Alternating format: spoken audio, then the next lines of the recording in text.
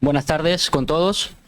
Antes que nada, me gustaría felicitar a la Sociedad Peruana de Cardiología, al doctor Azañedo también, por esta iniciativa de este curso internacional. Es el primer curso internacional, ha evolucionado desde los cursos nacionales que han tenido sobre falla cardíaca. Es para mí un placer estar con ustedes. Agradezco a la industria Bayer por traerme y poder compartir esta tarde con ustedes. Y realmente, después de haber escuchado a mis colegas, a mis queridos amigos, que hablan tan fervientemente de la falla cardíaca avanzada, la fracción de eyección disminuida principalmente, me toca a mí entrar en contexto de este nuevo síndrome, entre comillas, nuevo, de la fracción de eyección preservada. Si todos los que comenzamos como fallólogos vivíamos enamorados de la falla cardíaca con FEBI reducida, nos sentíamos dioses porque nos llamaban de la emergencia y nos decían, mira, hay un paciente con 18% de fracción de eyección, tercera internación, y tú bajabas, lo evaluabas al paciente, lo internabas y lo estabilizabas en 48 horas y te sentías como lo mejor que has tenido en la cardiología en ese momento. Y los emergenciólogos te miraban y decían, ahí vienen, gracias a Dios, a ayudarnos para tratar de estabilizar a este paciente. Pero asimismo, en este caso, bueno, estos son mis conflictos de intereses, la presentación ya la hicieron. Para nosotros es raro cuando también te colgaban una interconsulta y te decían, doctor, mire, regresó Johnny, el gordito que hace un mes estuvo acá y volvió a venir congestivo. Y cuando vemos a Johnny y decimos, pero ya me interconsultaste, y miramos el ecocardiograma hace un mes y el paciente tenía una fracción de eyección preservada, ¿seguro que es una insuficiencia cardíaca?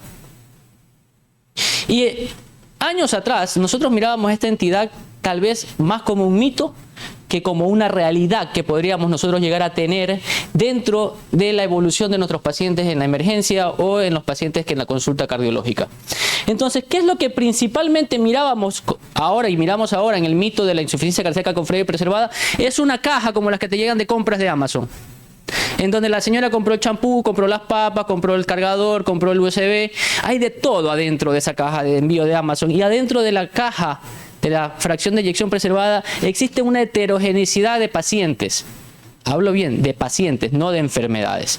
Porque con el avance del tiempo, con los pacientes que tenemos ahora más gerontes, con la aparición o la masificación de otras enfermedades metabólicas como la obesidad, la diabetes, la fibrilación auricular, la enfermedad renal crónica, que ahora es uno de los fallos orgánicos más prevalentes a nivel mundial, muchos de todo este contexto cardio-reno-metabólico en donde desemboca en este paciente como Johnny, que tiene una fracción de eyección disminuida, pero que también tiene una fracción de eyección preservada, pero que también tiene una insuficiencia cardíaca. Entonces, ¿qué es lo que nosotros tenemos que comenzar a evaluar en las caras de la insuficiencia cardíaca con FEBI preservada? Principalmente que la insuficiencia cardíaca con FEBI preservada es una de las enfermedades más comórbidas que existen a nivel mundial. Más de 3 a 5 comorbilidades se presentan generalmente en este tipo de pacientes. Entonces no es un paciente aislado, no es un paciente con un fenotipo un poco más homogéneo como el de la falla reducida, en donde principalmente son estos pacientes isquémicos no revascularizados a tiempo que se dilatan y disminuyen su fracción de eyección y que son los que en su mayoría caen en las emergencias por estas reagudizaciones de insuficiencia cardíaca. No, el de acá es un paciente obeso, es un paciente diabético, es un paciente con enfermedad renal crónica, con fibrilación auricular, que está dentro de nuestro contexto, que se está congestionando y que tal vez no le estamos dando la prioridad debida de su diagnóstico. ¿Y esto por qué se debe? Porque estas enfermedades que ahora son de alta prevalencia, como la obesidad, la hipertensión y la diabetes, son también de alta presencia dentro de este fenotipo de pacientes. Entonces, ¿qué es lo que está pasando? Lo que está pasando es que nosotros como médicos y nuestro sistema de salud no le estamos dando la atención debida a estos pacientes desde estadios tempranos y precoces. Y yo siempre digo que cuando el paciente debuta con insuficiencia cardíaca es la vergüenza del médico. Porque ha pasado por nuestra consulta, ha pasado por nuestra mirada, por nuestras evaluaciones y no pudimos hacer lo que necesariamente era adecuado. Tal vez no por culpa de nosotros, tal vez por culpa del sistema de salud. El sistema de salud de Perú con el sistema de Ecuador se parecen muchísimo. En el sentido de la falta de accesibilidad, en el sentido de la falta de educación al paciente, en el sentido de la falta de priorización de la atención médica ante la cantidad y disminuyendo la calidad. Entonces, estos pacientes que vemos generalmente nosotros son los pacientes que debutan con esta fracción de eyección preservada. Y ahora nosotros tenemos que ver que la insuficiencia cardíaca con fracción de eyección preservada es el fenotipo de más crecimiento. Más del 50% de las consultas en emergencias por insuficiencia cardíaca son con fracción de eyección preservada.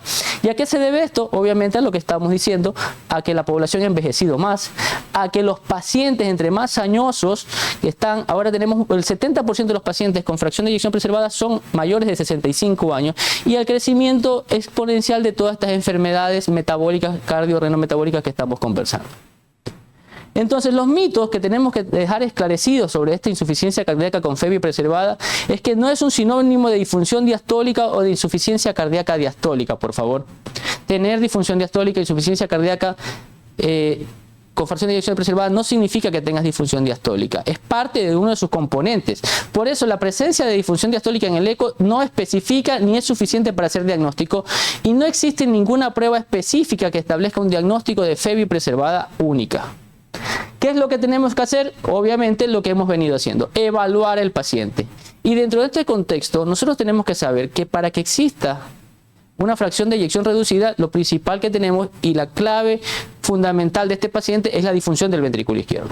Pero en los pacientes con insuficiencia cardíaca, con fracción de eyección preservada, son las 4 cámaras cardíacas las que se encuentran afectadas.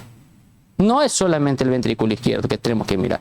Por eso los diagnósticos hasta hace poco tiempo no eran tan frecuentes como ahora. No es que está posiblemente aumentando la incidencia o la prevalencia, sino que ahora estamos diagnosticando mejor. Porque tenemos que mirar que todos estos pacientes que tienen fenotipos como enfermedades pulmonares, disfunción renal, enfermedades vasculares periféricas, obesidad, disfunción metabólica, ¿a dónde van a afectar en este fenotipo inflamatorio de paciente? En todo lo que es la microvasculatura, la disfunción de la microvasculatura, disfunción de la aurícula izquierda, rigidez del ventrículo izquierdo y eso acompañado de disfunción endotelial y anomalías del metabolismo del calcio, generando que primero, obviamente, el ventrículo izquierdo se vuelva más rígido, que la complacencia del mismo se vuelva menor y que su función de deformidad longitudinal disminuya. Esto también a quién afecta, a las cámaras atriales, generando una disminución de la complacencia de la aurícula izquierda, principalmente remodelado del mismo, fibrosis de la aurícula izquierda que desencadena fibrilación auricular paroxística más frecuentemente. Y esto a dónde atañe también a las cavidades derechas, generando aumento de la presión pulmonar y generando remodelado y disfunción del ventrículo derecho. Entonces, como se dan cuenta, antes de que aparezca el síndrome de insuficiencia cardíaca con congestión en los pacientes con función preservada, hay múltiples cambios morfológicos y funcionales de las 4 cámaras cardíacas, no solamente de una. Esa es la realidad de la fracción de eyección. ¿Y por qué se produce principalmente esto? Si nosotros vamos a ver esta relación riñón, vasculatura, corazón, vamos a entender algo muy fundamental, principalmente en la primera comorbilidad que afecta a estos pacientes, que es la hipertensión arterial. Que la rigidez vascular generada por la exacerbación del sistema renina-angiotensina-aldosterona, ¿qué es lo que el primer cambio fisiológico que va a producir? Es una rapidez, un aumento de la rapidez de la onda de pulso reversa que debe caer. ¿En dónde? En proto y en mesodiástole, para que el ventrículo izquierdo y todo el corazón se nutra a través de las arterias coronarias. ¿Esto qué genera? Este aumento de la velocidad, que la onda reversa de pulso comienza a caer ¿en dónde? En la tele y mesosístole, generando obviamente disfunción ¿de qué? De la microvasculatura coronaria, generando aumento de las resistencias vasculares, generando aumento de la presión wedge y ya aumentando la rigidez del ventrículo izquierdo. Entonces, este paciente que parece inofensivo con una hipertensión posiblemente mal controlada, por lo que ustedes quieran, no toman la medicación adecuada, no tiene buena adherencia o no hemos sabido llegar con el mensaje, ya está teniendo cambios iniciales en su ventrículo izquierdo que lo van a llevar ¿hacia dónde? Hacia la función ventricular preservada, pero con insuficiencia cardíaca. Lo mismo pasa entonces posterior a eso, aumentos de cambios de luz de presión volumen en la aurícula izquierda, esto que genera cambios en el metabolismo energético del miocardio, generando todo este ciclo vicioso que va a terminar generando que mayor inflamación, mayores radicales libres y mayor disfunción del ventrículo izquierdo inicialmente. Entonces, ¿hasta aquí hemos visto alguna alteración morfológica del ventrículo izquierdo? Ninguna. Todas son alteraciones funcionales. en su presión, en su nutrición y en su metabolismo energético. Y una de las principales causas que ahora nosotros evaluamos es este volcán cardiorrenometabólico, en donde la obesidad, la resistencia a la insulina son los factores determinantes de la inflamación, disfunción endotelial, hipotoxicidad, glucotoxicidad, rigidez vascular, que desencadenan estas enfermedades terminales y principalmente tanto la diabetes mellitus, la insuficiencia cardíaca con fiebre preservada, fibrilación auricular, enfermedad aterosclerótica y enfermedad renal crónica. ¿Y cuándo comenzó esta obesidad? Ahora en nuestros tiempos comienza desde la adolescencia de los muchachos. Pero me da un gusto porque estuve mirando mucho el auditorio y me doy cuenta de que aquí la mayoría de los menores de 40 años no tienen mayormente obesidad asociada, sino que los mayores de 40 años somos los que estamos con mayor perímetro de cintura. Y como siempre, las damas a la cabeza llevando esa figura esbelta. Ojalá que con el paso del tiempo esto haga que estas enfermedades, este magma latente cardiorrenometabólico generado por la obesidad y la resistencia a la insulina, comience a descender en posteriores décadas. ¿Por qué? Porque la obesidad, aunque parezca mentira, es la principal causa de todas estas enfermedades. La adiposidad central es la generalmente causante de todos estos cambios a nivel del metabolismo miocárdico, dañando principalmente y mayormente a las mujeres. A las mujeres con obesidad le va mucho peor que a los hombres con obesidad. Eso es importante. La inactividad física es parte de este proceso. El incremento del volumen sanguíneo también genera parte fundamental de estos cambios hemodinámicos de los que estamos hablando. Y miren esto, que es un concepto bastante interesante, bastante nuevo, y a mí me gusta mucho trabajarlo. La grasa epicárdica y su acumulación visceral, que puede ser en el hígado, a nivel de los riñones, a nivel del páncreas y también a nivel pericárdico, se transforma en una camisa de fuerza simulando una miocardiopatía restrictiva a nivel del músculo cardíaco. ¿Qué causa eso? Empeoramiento de la contractilidad del ventrículo derecho, decrecencia de la eficiencia del trabajo miocárdico y por lo tanto todos los cambios remanentes que van desde la obesidad hasta la insuficiencia cardíaca con fiebre preservada. La auriculopatía es parte fundamental de esto, porque todos estos cambios conllevan aumento de la presión de fin de diástole, aumento de la presión de la aurícula izquierda, inflamación de la aurícula izquierda, fibrosis de la aurícula izquierda y la aparición de esta nueva famosa enfermedad que es la atriopatía. Generando que todos estos cambios comiencen a presentarse no solamente cuando el paciente ya tiene fibrilación auricular paroxística, sino también desde que el paciente está en ritmo sinusal. Entonces es fundamental ver que la heterogeneidad de esta enfermedad es la clave por la cual no habíamos podido llegar a tener un diagnóstico adecuado, asertivo, y menos aún, evidencia de muchos tratamientos médicos que puedan disminuir su empeoramiento, mejorar la calidad de vida y ojalá disminuyan la mortalidad. Pero ¿cuál es el problema de esta insuficiencia cardíaca con falla, con fracción de eyección preservada? Que es una patología muy comórbida, como ya dijimos, múltiples comorbilidades, pero de una mortalidad que no es tan alta como la fracción de eyección reducida. Por eso muy probablemente muchos de los tratamientos que hemos tratado de probar no han surtido no han sido relevantes estadísticamente para disminuirla en el contexto. Miren esta heterogeneidad que no solamente se va a dar por todos los cambios que hemos conversado, sino también principalmente a nivel del sexo. Las mujeres se ven mucho más afectadas por disnea, a pesar que tienen mejor FEBI y tienen un remodelado concéntrico mayor que los hombres. A diferencia que en los hombres hay mayor relajación, alteración de la rigidez del ventrículo izquierdo, menor calidad de vida y la mortalidad por todas las causas se ve aumentada más en los varones. Entonces, es no solamente difícil hacer un diagnóstico de la entidad sindrómica, sino que es también muy complicado hacerlo directamente en la diferenciación de sexo. Entonces, después de que hemos conversado de esto, necesitamos saber, para poder establecer de lo que hemos venido a hablar el día de hoy, el tratamiento médico, establecer primeramente cuál es la definición real de la insuficiencia cardíaca con la fracción de eyección levemente reducida y preservada, saber cómo dar un diagnóstico, buscar cuáles son los enmascaradores cardíacos que pudieran simular esta patología, este síndrome, y cuáles son los imitadores no cardíacos que pueden confundirnos en el diagnóstico.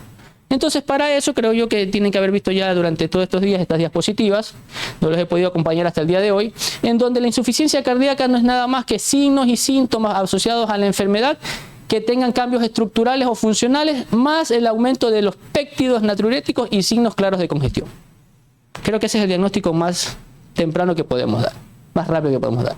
En las consideraciones particulares, en los pacientes con levemente reducida y preservada, tenemos que decir que los niveles de péptidos natriuréticos no van a ser tan onerosos como los que son en los pacientes con fallas reducidas, en donde en las internaciones altamente congestivas tenemos péptidos natriuréticos, yo he visto hasta más de 35.000.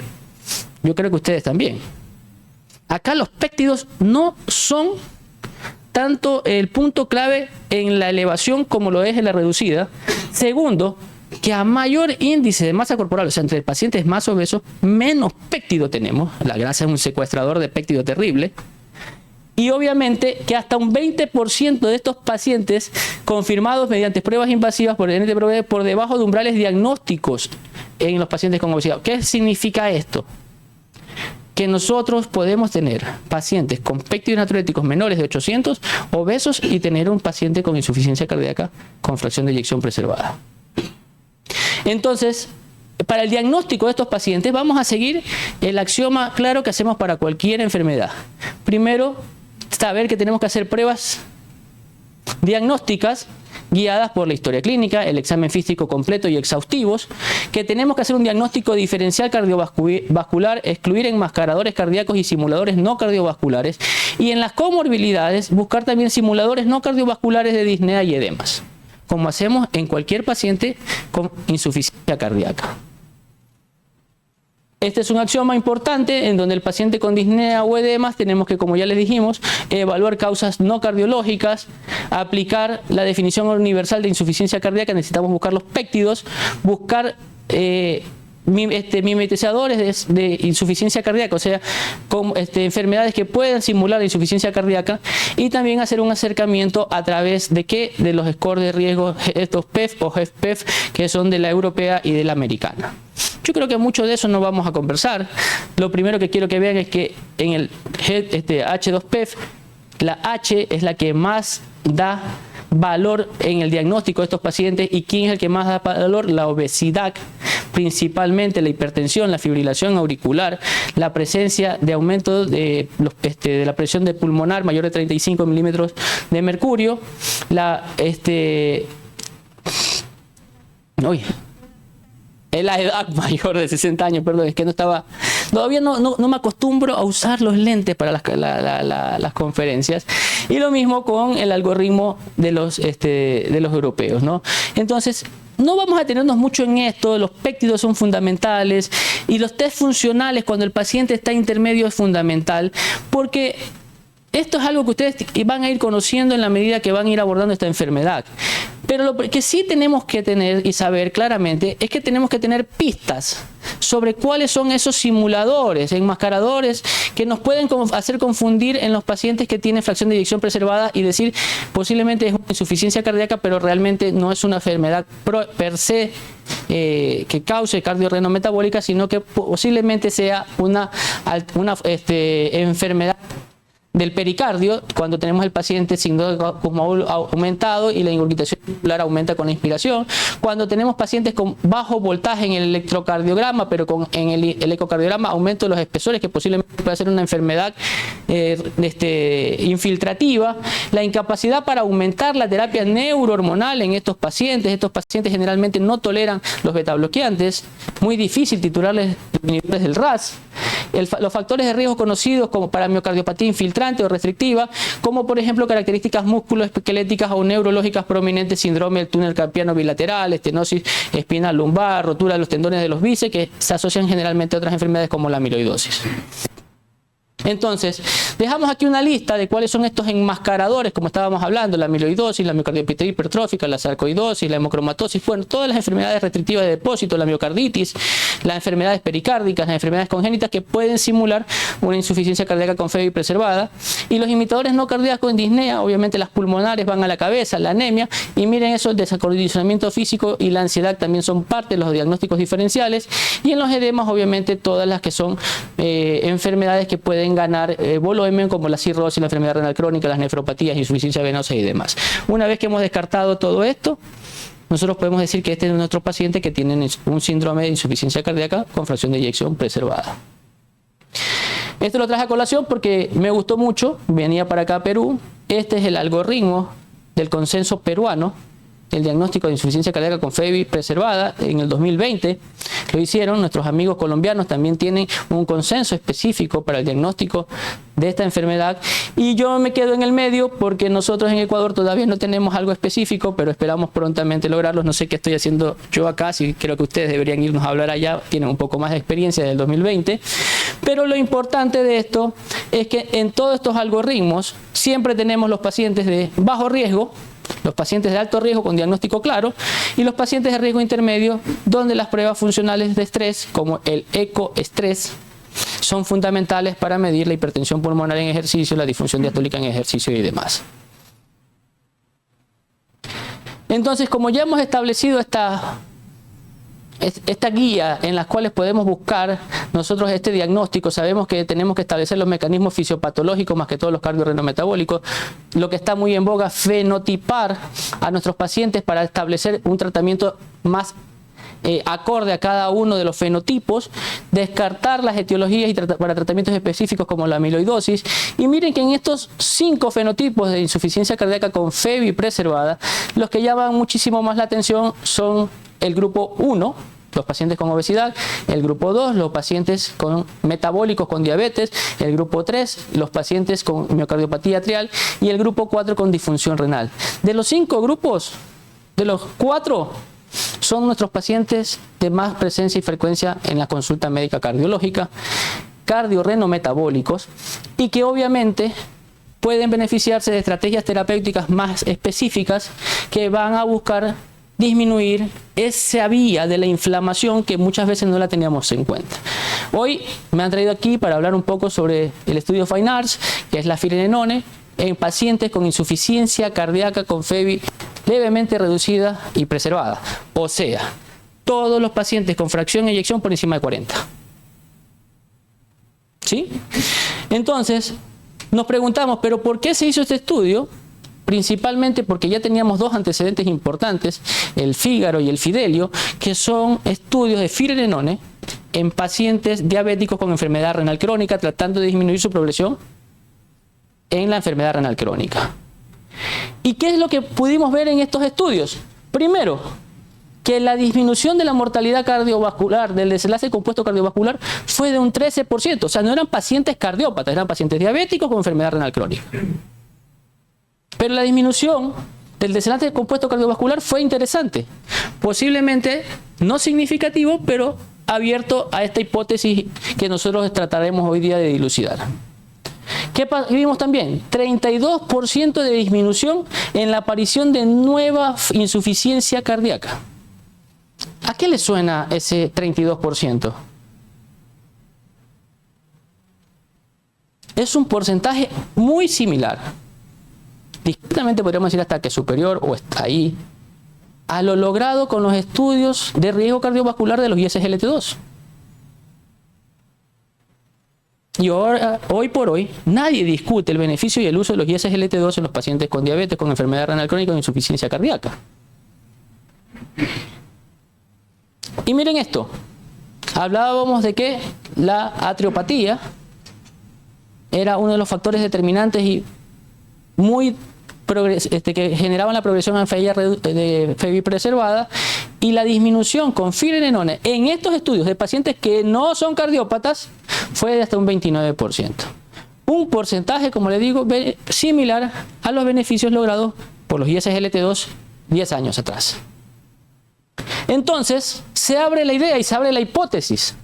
Si tenemos este gag de pacientes en los cuales no estamos logrando tener un tratamiento médico óptimo, efectivo, avalado por las guías, de una alta prevalencia creciente del 23% en los últimos años, con pronósticos desfavorables de supervivencia similares, iguales a los de falla cardíaca con fracción de eyección reducida y con altas tasas de reinternaciones iguales que los de falla cardíaca con fracción de eyección reducida, ¿por qué solo estamos mirando la falla reducida y no la falla preservada? ¿Y por qué no estamos tratando de hacer algo también para mitigar este problema de salud pública? Se han venido durante décadas tratando de lograr un tratamiento avalado por las guías desde múltiples aristas, en los cuales lastimosamente hemos tenido tropiezo tras tropiezo tras tropiezo. Tropiezos con los diuréticos, bueno, tropiezos con los inhibidores del RAS, el Charpreser no dio resultado. Los ARNIs, el Paragon, ahí, casito, por 6 eventos no dio positivo. Obviamente, los betabloqueantes, ni se digan, no sé, hay ninguna evidencia por ahora que avale su uso en los pacientes con fracción de eyección reducida que no tengan fibrilación auricular. Los ISGLT2 comenzaron a dar, y ya dieron hace poco el primer golpe, y están dentro de las guías. Y habíamos comenzado en el 2014 con este estudio que es el TONCAP, que es un estudio con espironolactona, que lastimosamente por la heterogeneidad de la población que se estableció, y no creo que de la población, sino de los médicos que llevaron los estudios. Los médicos que en las Américas que llevaron el estudio parece que fueron muy acuciosos y sí siguieron a sus pacientes, y los médicos que llevaron los pacientes en Rusia y Georgia no lo hicieron tan bien. No dio positivo, generando que ahora en las guías solo tengamos la implementación de diuréticos y SGLT2, tanto por la EMA como por la FDA, y los ARNI por la FDA en cierto grupo de pacientes, principalmente mujeres y con fracciones de eyecciones intermedias, no tan altas como las que generalmente a veces podemos ver. Cuando comenzaron a darse el primer golpe en esta enfermedad con los ISGLT2, los dos estudios con empaglifosina y con dapaglifosina, demostraron esta disminución, este gap de mejoría en un 21% con empaglifosina, con un 18% con dapaglifosina, pero el área bajo la curva con el riesgo residual seguía siendo elevada. Porque una de las cosas en las cuales sí, todos decimos los ISGLT2 en todo el espectro de la FEBI va mucho mejor, disminuye reinternaciones, mejora calidad de vida, pero si no fuera por los metaanálisis de familia de grupo, no hubieran dado positivo en mortalidad tampoco. Los metaanálisis, doctora, que todos sabemos que los hacemos sumo aquí, resto acá, multiplico y divido. Por eso digo, si no fuera por los metaanálisis no hubieran dado positivo en mortalidad. Porque son las estrellas en el tratamiento hemodinámico de estos pacientes. Están ahí parte del tratamiento de la hipertensión arterial con los inhibidores del RAS. Son estrellas en el tratamiento metabólico de los pacientes con diabetes, con pacientes con enfermedad renal crónica, pero en donde no tienen efecto y funcionalidad específicas en la inflamación y fibrosis que generalmente acompaña a estos pacientes y que generalmente comparten estos receptores mineralocorticoides, el corazón y el riñón. En donde los estudios previos, Figueroa y Fidelio, comenzaron a dar mucha evidencia, más que todo como renoprotectores y cardioprotectores efectivos. Entonces, si vemos que la sobreexpresión de los receptores mineralocorticoides son los principales determinantes de fibrosis, remodelación a nivel de ambos órganos, fibrosis, retención a nivel renal, y que a mayor aumento de la microalbuminuria y mayor disminución de la tasa de filtrado glomerular, mayor aparición de eventos cardiovasculares. Es lógico llegar a la hipótesis de que también debería ser una diana terapéutica la inflamación dentro de los pacientes con insuficiencia cardíaca con fracción de eyección preservada. Y tenemos a nuestros antagonistas receptores mineralocorticoides tradicionales, espironolactona, eplerenone. Ustedes tienen eplerenone acá, ¿verdad? ¿Qué tal es el uso de la eplerenone? ¿Mayor o menor que la espironolactona? Menor, por costos. Perfecto, bueno, vamos ahí. Al final de cuentas no hay mayor diferencia entre ambos.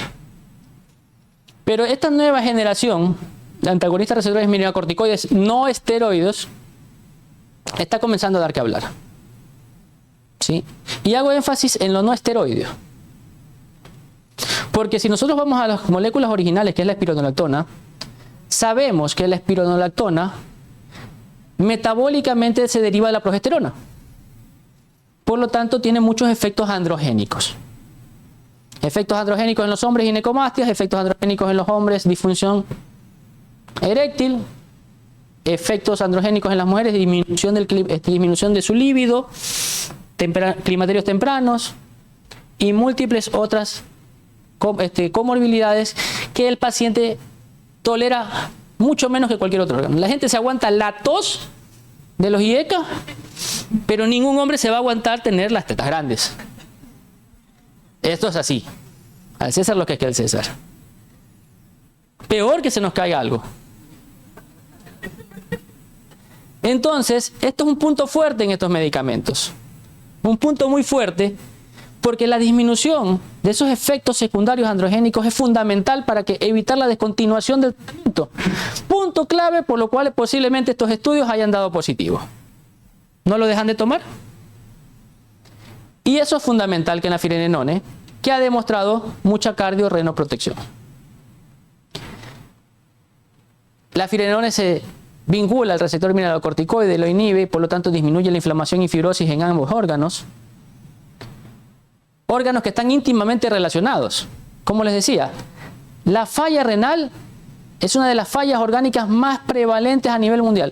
Más de 800 millones de personas viven con enfermedad renal crónica en el mundo.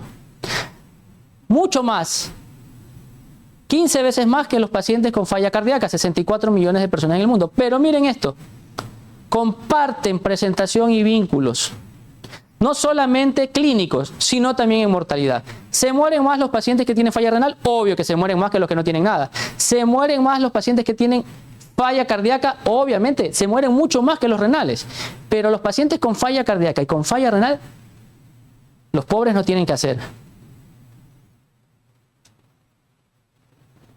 En ese sentido, como ya les dije, a menor tasa de filtrado glomerular, mayor muerte cardiovascular, y a mayor aumento de la microalbuminuria, mayor muerte cardiovascular. Entonces, si tenemos un medicamento que sabemos, bueno, sí, esto está demostrado en todos estos estudios, ¿no? No tengo que decírselo, pero si tenemos un medicamento que previamente demostró que disminuye la falla renal, la progresión de falla renal, disminuye la mortalidad renal, y que es un microalbuminúrico per se, ¿por qué no probarlo en los pacientes con insuficiencia cardíaca, como les decía, con falla de reacción de eyección preservada? Este es el estudio FINARS. No hay que hacer muy difícil. Estudio doble ciego, randomizado, lo que la industria le gusta hacer. Costosos, obviamente. No es tan fácil llevar este modelo de estudios. Con criterios de inclusión muy claros. Fracción de eyección mayor de 40. Tasa de filtrado renal mayor de 25, que fue lo que se probó en Figaro y Fidelio previo, y con potasio menor de 5. ¿Sí? Y aquí vamos a lo mismo de siempre. TONCAC falló, FINARS dio positivo, y si todos aquí hemos vivido también la época de los nuevos anticoagulantes orales, sabemos que uno de los anticoagulantes orales más seguros que según las guías tenemos, ¿cuál es? La Apixaban. ¿Por qué? Porque su estudio fue 10 años después, a prueba de falla de los errores que tuvieron los estudios pivotales de Rivaroxaban y Dabigatran. Y lo mismo pasó acá. Y ojo con lo que les voy a decir, yo no estoy haciendo o desconfiando del TONCAC, porque el TONCAC fue la base de todo esto. Miren esto, la población del FINARS, tanto en su rama finerenone como placebo, muy homogénea, tratamientos diuréticos en 80%. No sabemos por qué tenemos tanto betabloqueante en un paciente que no está probado que el betabloqueante tenga una evidencia adecuada científica, pero yo siempre digo que el betabloqueante es el ansiolítico del cardiólogo. Para que el paciente no tenga palpitaciones, le damos. Para yo sentirme tranquilo, le damos betabloqueante. Y eso se ve hasta en hipertensión arterial, donde 30% de nuestros pacientes hipertensos per se, planos, solo hipertensos, tienen betabloqueantes porque no sabemos que estamos utilizando un medicamento de tercera línea en primera línea. Inhibidores del RAS, IECA, ARNI y ARA2, también 80%, y obviamente muy parecido en esta época. Y aquí les voy a poner esta tablita que me tomé el atrevimiento de hacer, en donde vemos las características del FINARS, el Deliver y el Paragon HF, muestras muy similares, medias de edad similares, prevalencia de mujeres homogénea, fracción de eyección casi igual, índice de masa corporal parecido, presentación de diabetes y los péptidos natriuréticos todos eran similares en su estadificación. O sea, es un estudio muy similar a los previos que se probaron en insuficiencia cardíaca con FEBI preservada.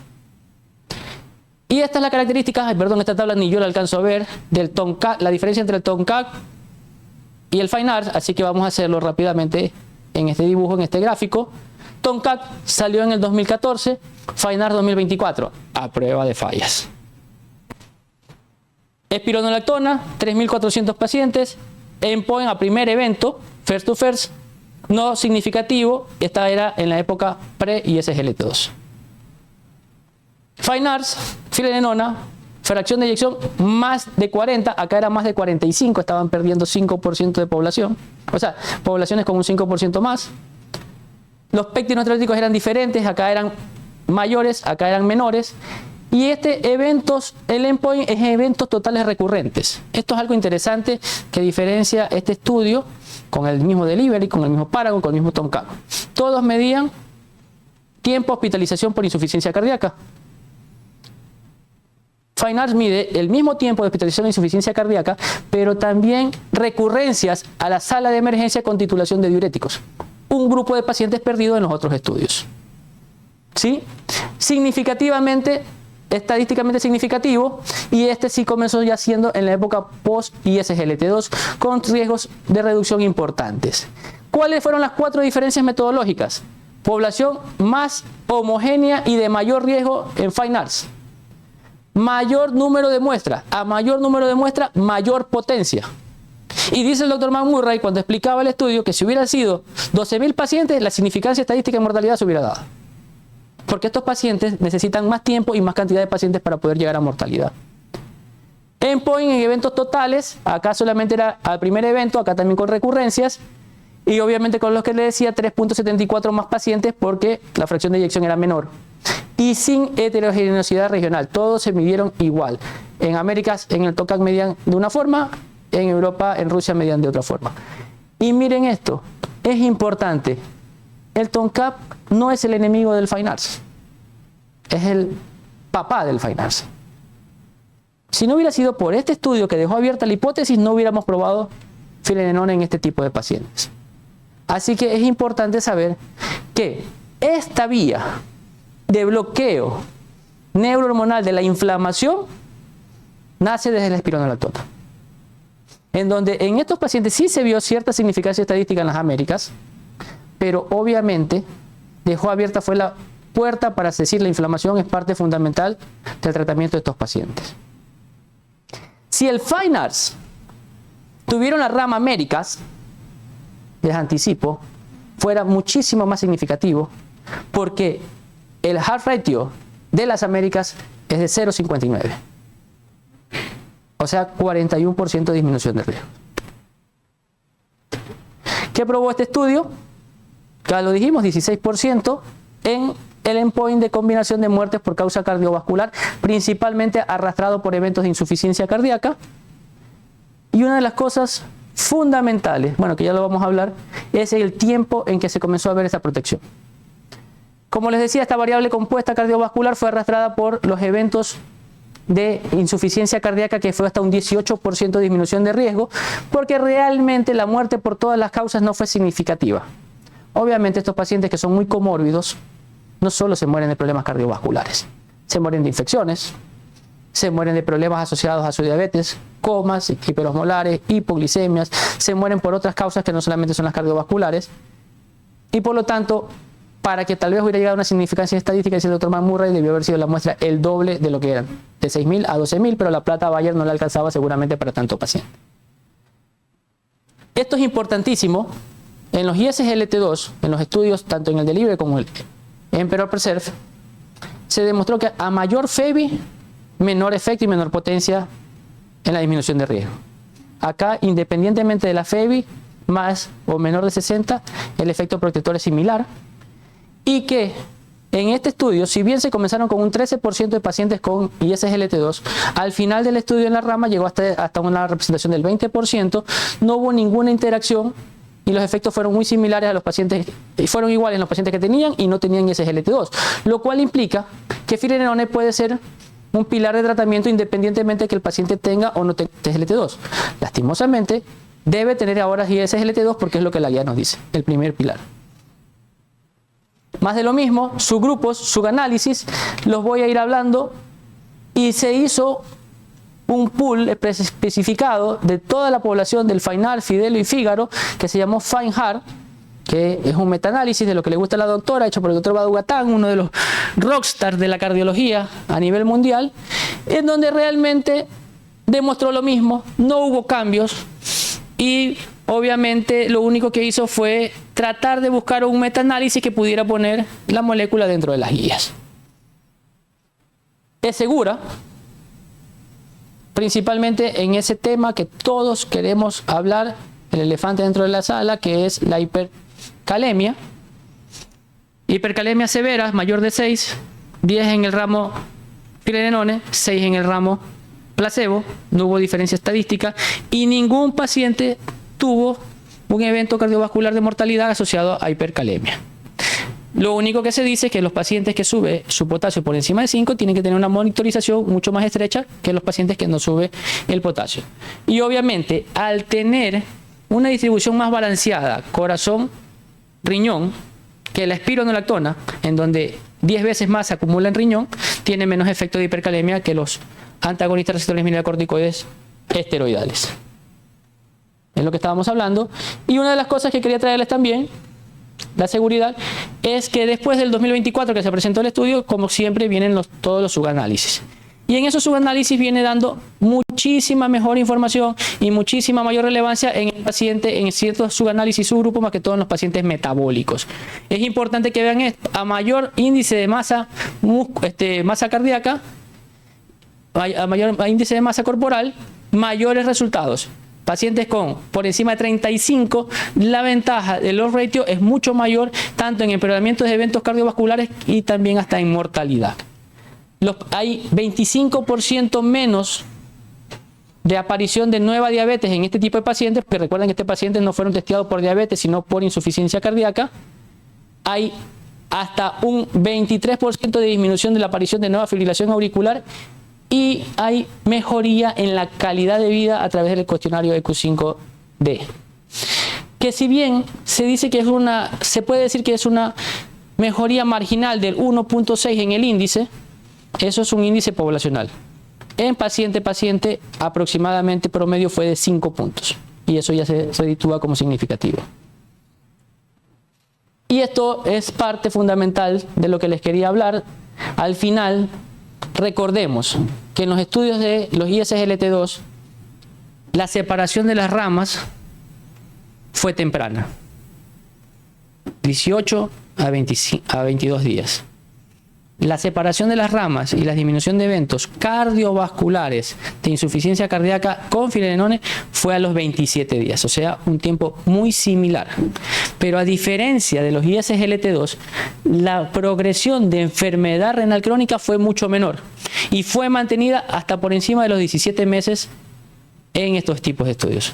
O sea, no solo tienen un rédito temprano cardiovascular, sino que a largo plazo tienen una mejoría en la progresión de los pacientes con enfermedad renal crónica. No tenemos, doctor, no quiero cansarlos mucho. Yo creo que estamos bastante bien con el tiempo. Quería dejar estos mensajes para toda la audiencia. Para mí es fundamental llevarnos conceptos claros. La finerenone demostró una reducción de riesgo relativo estadísticamente significativa. Los efectos de la finerenone en la variable compuesta cardiovascular en una amplia población independiente del uso de ISGLT2 y del estado de la FEBI fue consistente.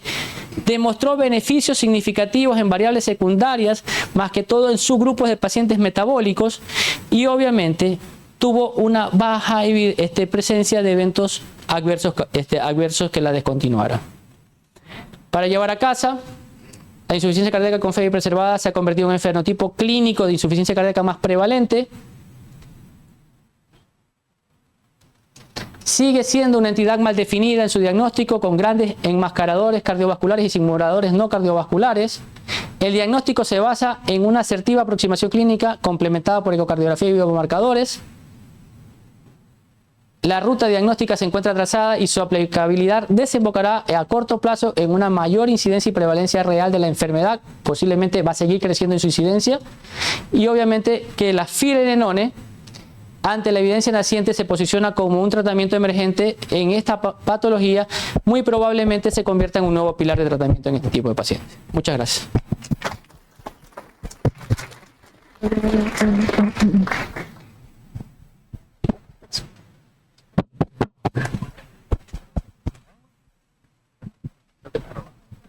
No, Excelente ponencia, doctor Zambrano. Hablando justamente de finerenona como medicamento nuevo, revolucionario, en el contexto de la insuficiencia cardíaca con fracción de eyección preservada, ¿por qué cree que actualmente, siendo los cardiólogos siempre pioneros en la aplicación de medicación nueva, ni bien tenemos un estudio positivo, y tal vez no tenemos también la aprobación de EMA, pero ni de FDA, pero tenemos guías clínicas como la japonesa o la canadiense que ya le dan una indicación 1A tanto a los ICGLT2 como a finerenona? ¿Por qué cree que demoramos más que con los ICGLT2 de aplicar finerenona en el contexto del paciente con insuficiencia cardíaca con fracción de eyección preservada? Mira, esa es una pregunta interesante desde el punto de vista, primero vamos a hablar del punto de vista de la especialidad. Yo siempre pongo de ejemplo a los ARNI. Cuando voy a hablar, cuando sacubitril valsartán comenzó, lo posicionaron como un medicamento de alta especialidad en un nicho pequeño que solo el cardiólogo especialista en falla lo podía comenzar a iniciar, y dieron una vuelta de un run-in para poderlo titular que hacía dificultoso que cualquier tipo de médico lo hiciera.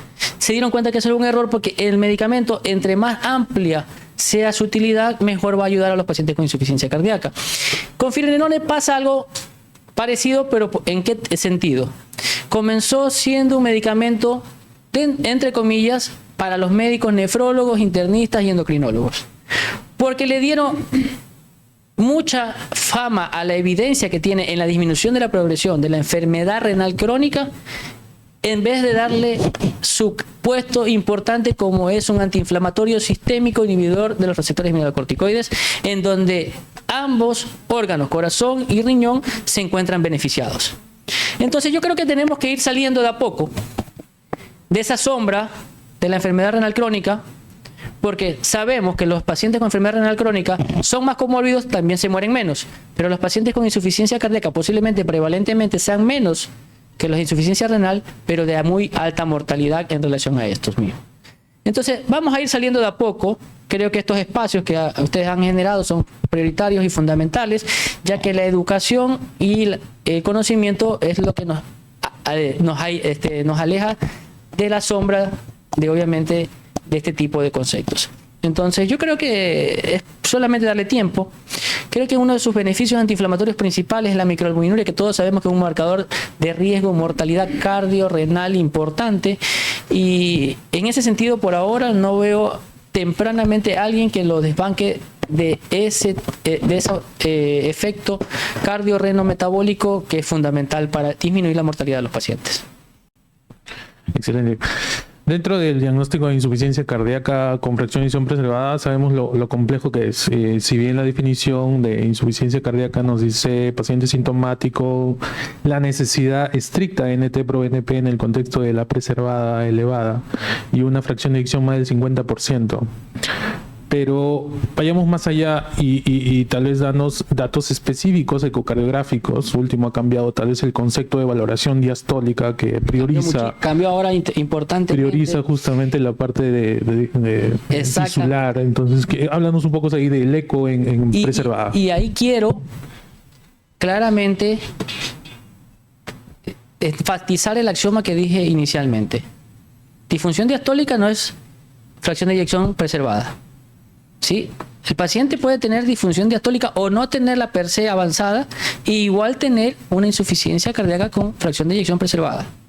¿Okay? Hay otros parámetros importantes, el tamaño de la aurícula izquierda, que también es parte de la función diastólica, pero también la presión la arteria la presión sistólica arterial pulmonar mayor de 35 milímetros de mercurio, y obviamente en este caso los pacientes que cuando quedan dudas en la evaluación porcentual de las dos escalas de riesgo, 2-SPEG y GSPEF, el estudio de estrés ecocardiográfico es fundamental.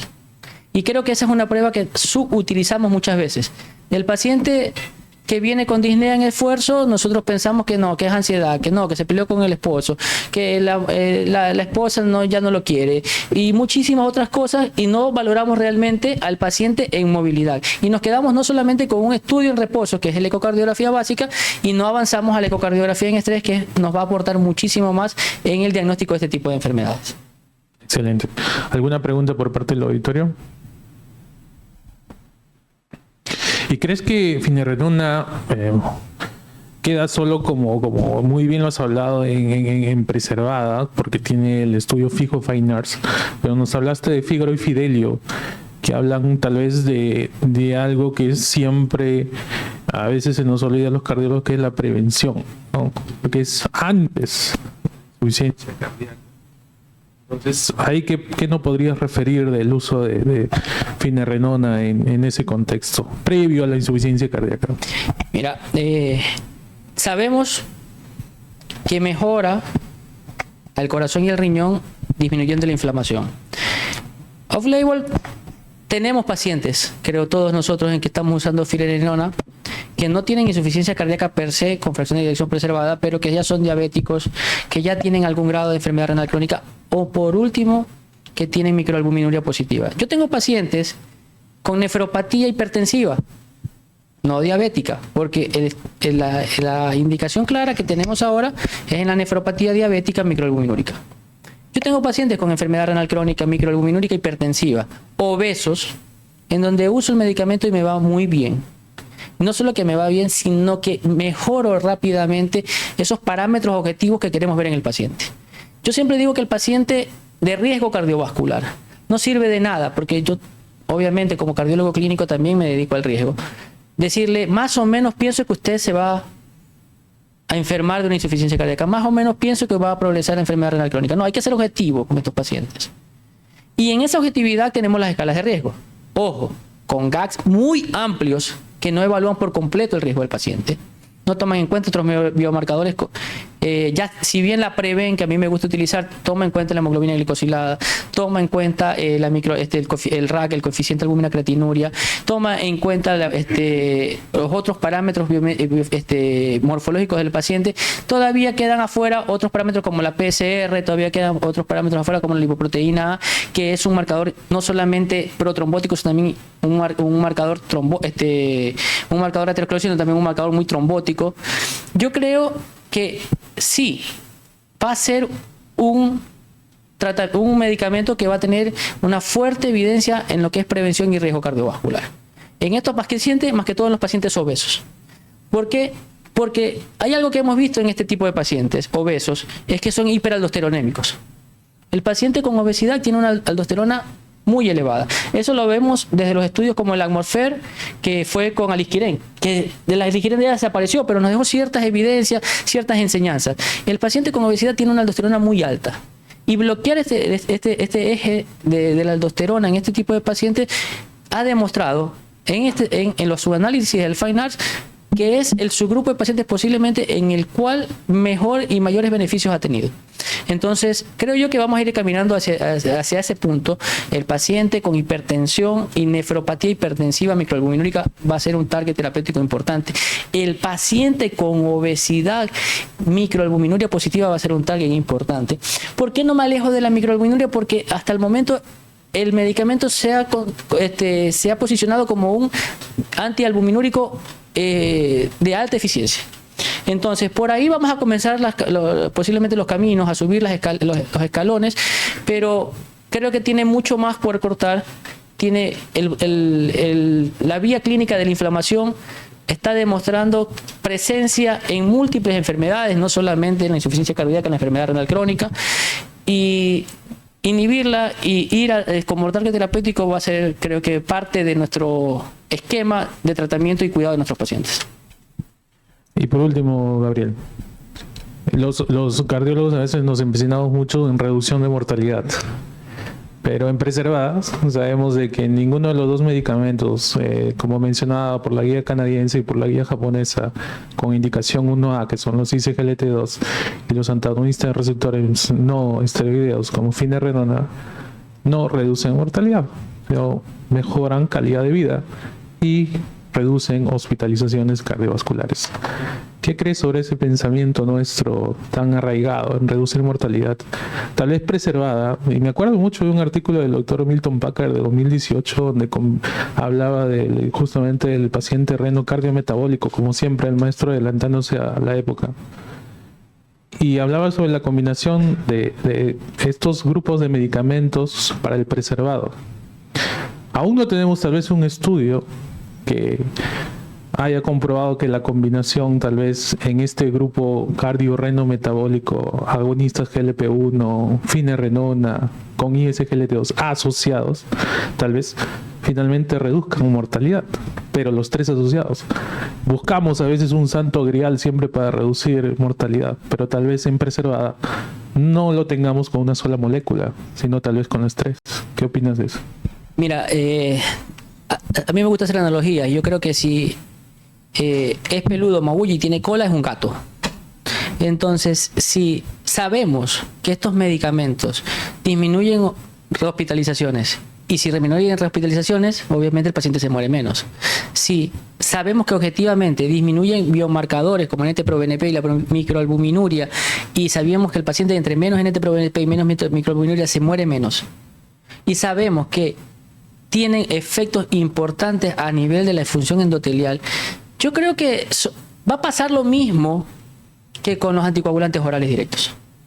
Sí, al principio la gente le tenía miedo, no, que me iba a sangrar, que me iba a hacer un ACV, una hemorragia cerebral, y con los estudios de vida real y los registros que se vienen dando, gracias a Dios, los europeos, los daneses tienen lindos registros que después sacamos mucha data importante, van a ir apareciendo esta evidencia. Yo creo que solo es de tener paciencia. Yo soy un hombre de mucha paciencia. Y en la medicina hay que ser paciente hasta con el paciente. Porque si tú no tienes paciencia con tu paciente, no te va a entender lo que estás diciéndole y no va a adecuarse al tratamiento que tú le quieres brindar. Si no le explicas, si no le ves. Es probable que nosotros ahora estemos buscando mortalidad. Pero recordemos que estos estudios siempre son el zoológico de los estudios. O sea, están los animales guardaditos en este tipo de pacientes, en esta forma y en este seguimiento. Pero en la vida real se comportan diferentes los medicamentos. Y en la vida real, medicamentos muy promisorios fallaron. Y medicamentos que tal vez uno les tenía más miedo, vimos mejoría. Y yo creo que la asociación del bloqueo hemodinámico, metabólico y inflamatorio, ISGLT2, análogos GLP-1, finerenona, va a ser la triada terapéutica fundamental para disminuir mortalidad de estos pacientes. Y lo vamos a ver prontamente en los estudios de vida real, creo yo. Yo sí quiero agregar algo ahí, porque nos trajo un punto importante. Yo creo que con un espíritu crítico creo que sí lo debemos tomar en cuenta.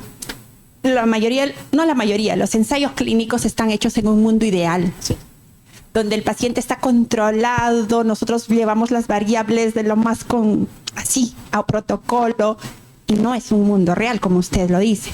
Pero a mí, tanto estas moléculas nuevas, finerenone, vericiguat en su momento, a mí sí me genera algo de duda, con un espíritu crítico, ¿no? Usted, doctora Señor, lo acaba de mencionar. Este fármaco todavía no está aprobado por FDA. ¿O ya está aprobado? EMA está en preaprobación y FDA ya está. Pasaba, por ejemplo... FDA sí, EMA no. Claro.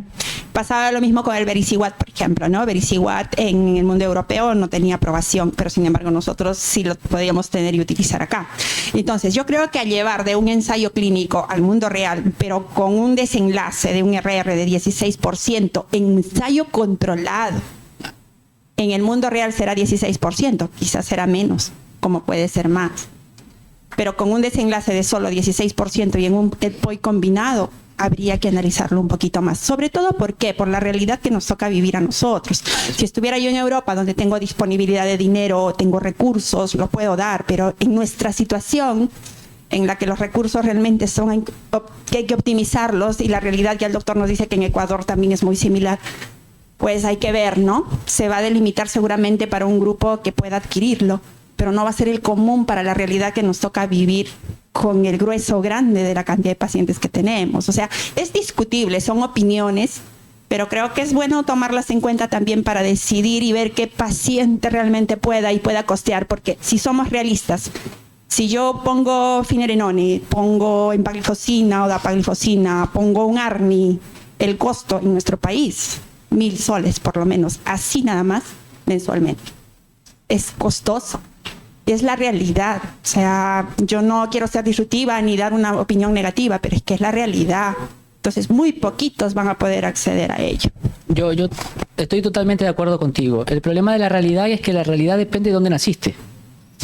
Y ahí tenemos el problema fundamental de nuestra realidad, que primero escuchaba al doctor decir que todavía en su hospital no tienen historia clínica electrónica. O sea, no es posible. Para llevar un registro de vida real en un sistema de salud en la población de Perú es imposible hacerlo si no tienes historia clínica electrónica. Por eso, quienes nos arrasan con la evidencia son los daneses, por eso quienes nos arrasan con la evidencia son los británicos, quienes nos arrasan con la evidencia son los españoles, los italianos, porque ellos sí tienen registros poblacionales. Escuchaban el tema de congestión. Sí, y yo que estaba ahí esperando a ver si había espacio para decirle, bueno, el problema de las reinternaciones por congestión es porque en los registros de los médicos familiares europeos el 30% de los pacientes que salen de alta con insuficiencia cardíaca están congestionados. Y si a eso le haces un Vexus o le haces un ecopulmonar, sube hasta el 50% que siguen con congestión residual. Entonces, ¿qué pasa acá? Obviamente, nosotros vamos a tener problemas acá para llegar a ese 16% por la accesibilidad. Y el problema no es por nosotros, que somos las personas de a pie. El problema es por los tomadores de decisiones del sistema de salud, que piensan que pagar un medicamento con evidencia clínica en disminución de hospitalizaciones, que son carísimas, hospitalizaciones, no hablemos de mortalidad, las hospitalizaciones, no es políticamente objetivo para ellos. ¿A ellos qué les interesa? Que el hospital pueda hacer 5.000 vesículas en un mes, porque políticamente eso es redituable para ellos, que necesitan los votos. Pero si tomaran decisiones de salud pública a 10 años, para que en 10 años la gente se muera menos, eso no le suma ningún voto. El problema es que nosotros no somos las personas que tomamos las decisiones de saber qué es lo que mejor le beneficia a un paciente. Y ojo con lo que voy a decir, somos parte del problema. Porque los médicos somos los únicos que podemos poner de cabeza a un hospital con una pluma. Porque si el oncólogo receta el anticuerpo monoclonal que vale $100,000 para un paciente, está gastándose el presupuesto de más de 1 millón de hipertensos. Entonces, no hay una correlación directa entre la salud pública y las decisiones que tomamos los médicos en el escritorio. Y lastimosamente eso pasa mucho en nuestro país, porque somos abusadores. Si tenemos 100.000 muestras de BNP en el hospital, viene y nos las gastamos sin control. Y después, cuando necesitamos para el paciente que realmente lo quiere, no la tenemos. Entonces, ¿por qué? Ahí está la parte que está haciendo la Sociedad Peruana de Cardiología. Hay que normatizar.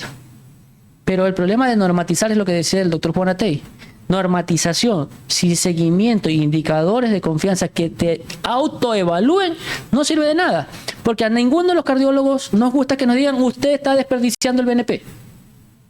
Pero tenemos que ponerlo en blanco y oscuro. Si no, el sistema de salud nunca va a alcanzar para todas las necesidades que tenemos. Excelente, doctor Zambrano.